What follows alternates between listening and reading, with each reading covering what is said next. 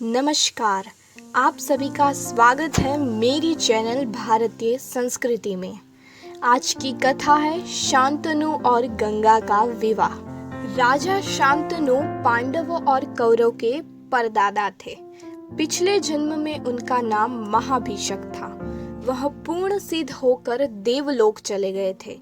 एक दिन जब वह इंद्र के दरबार में अपने स्थान पर बैठे थे, तभी देवी गंगा वहां से आई। वह पल भर के लिए बेखबर हुई तो उनका पल्लू गिर गया। उन दिनों की आचार संहिता के मुताबिक सभी पुरुषों ने अपनी आंखें नीचे कर ली, जबकि महाभिषक जो देवलोक में नए थे उन्हें घूरते रहे। इस अनुचित आचरण और असभ्यता को देखकर इंद्र ने महाभिषक से कहा, तुम देवलोक में रहने के लिए अयोग्य हो। तुम्हें वापस जाकर फिर से इंसान के रूप में जन्म लेना होगा। फिर उन्होंने गंगा को देखा तो ध्यान दिया कि वह तवज्जो के मिलने का आनंद उठाती हुई प्रतीत हो रही थी। इंद्र ने गंगा से कहा, यह पूरी तरह अनुचित है। तुम्हें भी वापस जाकर एक इंसान के रूप में जन्म लेना होगा। तुम्हें इंसान की सारी पीड़ाओं और सुखों को भोगना होगा। जब तुम अहंकार से मुक्त हो जाओगी तब तुम वापस आ सकती हो। अब बात करते हैं शांतनु और गंगा का मिलन। महाभिषक का शांतनु के रूप में पुनर्जन्म हुआ। किसी समय वह गंगा से मिले। उन्हें अपना पिछला जन्म याद नहीं था, मगर गंगा को याद था।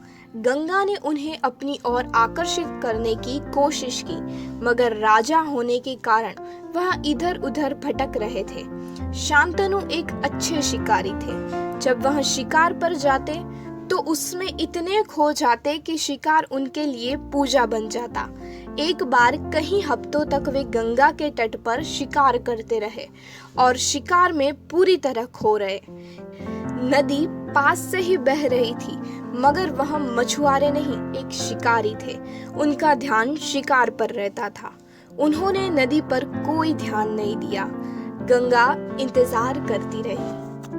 आमतौर पर जब भी उन्हें भूख प्यास लगती या किसी चीज की जरूरत होती तो उनके सेवक उनके सामने वह पेश कर देते, मगर एक दिन शांतनु को तेज प्यास लगी और आसपास कोई सेवक नहीं था। फिर उन्होंने नदी पर ध्यान दिया और गंगा को खोजने लगे। गंगा नदी स्त्री रूप में प्रकट हुई। जैसे ही शांतनु ने गंगा को देखा, वह एक बार फिर प्रेम में पड़ गए। उन्होंने गंगा से विवाह करने की विनती की। गंगा तैयार हो गई, पर गंगा ने एक शर्त रखी, मैं आपसे शादी करूंगी, पर चाहे मैं कुछ भी करूं, आप कभी मुझसे ये नहीं पूछेंगे कि मैं वैसा क्यों कर रही हूँ। और ऐसे हुआ शांतनु और गंगा का विवाह।